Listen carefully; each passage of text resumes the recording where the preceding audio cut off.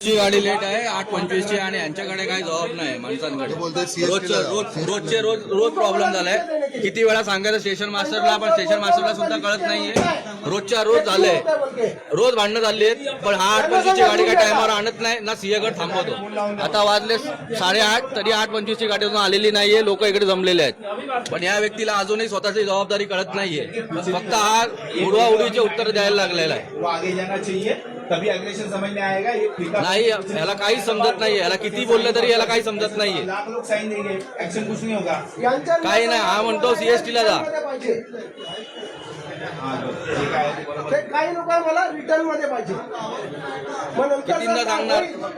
जबाबदार रेल्वे आणि पोलीस ते सांगितलं ना आता फक्त मुलं झाले। नेक्स्ट टाइम रोजचे प्रॉब्लेम आहेत। आता 8:45 ची गाडी सुद्धा आली, पण 25च्या गाडीचा काय पत्ता नाही। आता नाही आणि पत्ता नाही अजून। हॅलो, अरे मेल एक्सप्रेस आगे काय कोण निकलताय? इकडे आम्ही आता DRM ला फोन लावलेला आहे।